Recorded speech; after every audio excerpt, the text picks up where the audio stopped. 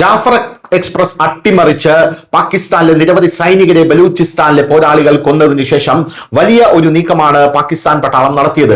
ഇതിൽ 41 ബലൂചിസ്ഥാൻ പോരാളികൾ കൊല്ലപ്പെട്ടു എന്ന റിപ്പോർട്ടുകൾ വന്നിട്ടുണ്ട്. ഈ രണ്ട് റിപ്പോർട്ടുകളും ന്യൂസ് ഇന്ത്യ മലയാളം അടക്കമുള്ള മാധ്യമങ്ങൾ കൊടുത്തിട്ടുള്ളതാണ്. വലിയ രീതിയിലുള്ള ഓപ്പറേഷൻ ആയിരുന്നു പാകിസ്ഥാൻ സൈന്യം നടത്തിയത് എന്നുള്ള ആ ഒരു വാർത്തകൾ പുറത്തു വരുമ്പോൾ ഇപ്പോൾ പാകിസ്ഥാനിലെ ബലൂചിസ്ഥാൻ പ്രവിശ്യയിൽ വിഘടനവാദി ഗ്രൂപ്പായിട്ടുള്ള ബലൂച്ച് ലിബറേഷൻ ആർമി ഒരു വലിയ ഓപ്പറേഷൻ തിരിച്ചു തുടങ്ങിയിരിക്കുന്നുവെന്ന റിപ്പോർട്ടുകളാണ് നമുക്ക് ലഭിക്കുന്നത്.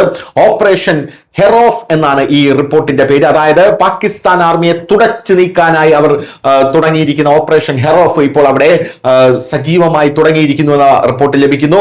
ബലൂച്ച് ലിബറേഷൻ ആർമി നടത്തിയ ആക്രമണങ്ങളിൽ 10 പട്ടാളക്കാരാണ് ഇതിനോടകം തന്നെ കൊല്ലപ്പെട്ടിരിക്കുന്നത്.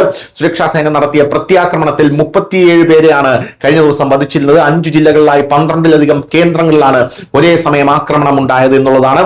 പ്രവിശ്യ തലസ്ഥാനമായിട്ടുള്ള ക്വറ്റയ്ക്ക് പുറമെ പാസ്നി, മസ്തൂങ്, നുഷ്കി, ഗ്വാദ്വാർ എന്നിവിടങ്ങളിലാണ് ഏറ്റുമുട്ടൽ നടന്നത്. ക്വറ്റയിൽ മാത്രം 4 പോലീസുകാർക്കാണ് ജീവൻ നഷ്ടമായത്. അത്യാധുനിക ആയുധങ്ങൾ ഉപയോഗിച്ചായിരുന്നു BLAയുടെ ആക്രമണം. സൈനിക താവളങ്ങളെയും സർക്കാർ ഉദ്യോഗസ്ഥരെയുമാണ് അവർ ലക്ഷ്യമിട്ടത്. പോരാട്ടത്തിന്റെ രണ്ടാം ഘട്ടമായിട്ടുള്ള ഓപ്പറേഷൻ ഹെറോഫ് ആരംഭിച്ചതായി BLA നേതൃത്വം ഇപ്പോൾ പറയുന്നുണ്ട്. എന്നാൽ ഭീകരരുടെ പദ്ധതികൾ തകർത്തതായിട്ടാണ് പാക് സൈന്യത്തിലെ മുതിർന്ന ഉദ്യോഗസ്ഥർ അവകാശപ്പെടുന്നത്. ആക്രമണത്തെ തുടർന്ന് പ്രവിശ്യയിലുടനീളം സുരക്ഷ കർശനമാക്കി.